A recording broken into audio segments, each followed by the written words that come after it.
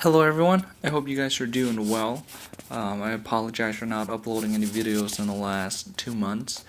As I said in my previous video, I left my old company in property management and I transitioned to a role at Thomson Reuters in their real estate finance group, and it's been consuming a lot of my time.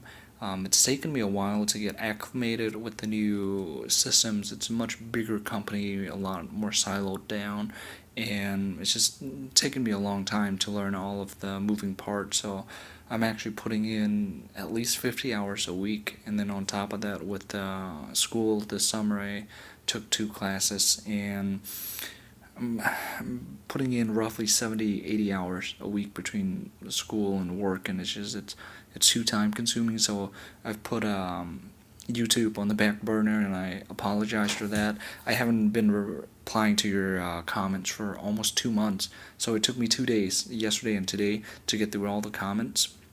And I apologize if I miss any comments. I tried to get through every single one. If I did miss some, I noticed that if you reply to someone else's comments, I won't see it. So what you have to do is you have to reply to my comments or just post on it directly, and I'll see it. Otherwise, if you reply to someone else's comment, it won't prompt on mine. But one trend I saw with the comment was, if you guys remember last year, I covered oil extensively. A lot of petroleum company, especially Whiting, WOL, Marathon Oil, MRO, and PCEI. But I covered these companies, and what I noticed was a lot of you guys were commenting on. I got about a dozen or two comments asking me to give feedback or update on what I thought about oil. This is my personal opinion. This is just my opinion, but I don't believe the future for oil is very bright. As you can see, this is Whiting right here. It's been on the down slide for a long time, and the reason why I don't think oil has a very bright future is because if you look at the news recently, you see that electric vehicles are very popular. Um, Tesla's coming out with their Model 3. All the other companies want to compete with them. BMW, Volkswagen, Audi, Cadillac, and GM. They're making it now too. So you get all of these guys that want to make electric vehicles. You have China and India saying they'll switch over to electric vehicles by 2030. You got France banning internal combustion engines by 2040. You got Germany going 100% EVs by 2030. All these companies are making these transitions, and I don't think there's going to be a lot of demand for oil in the future as we move. I personally believe we're going to move towards more renewable energy. The two main sources are solar and wind. And on top of that, if you look at the OPEC countries, you look at Saudi, Saudi, Iran, and Iraq. All those, they're not cutting production. They're actually increasing production to keep prices low, and the reason why is I believe they want to keep prices low as they can to slow down the transition to renewable energy. Because if oil and petroleum cost more, people are going to want to switch over to renewable energy more. So they're trying to slow down as they themselves transition out of petroleum as well. If you look at Saudi, they're trying to switch out of petroleum. They're moving into other industry. They're actually moving into renewable energy as well. So that's just my personal opinion.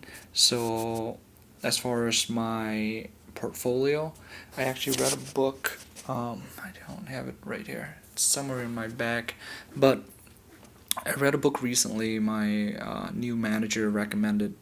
It's rule number one, and it talks about picking the right stocks, picking a few stocks.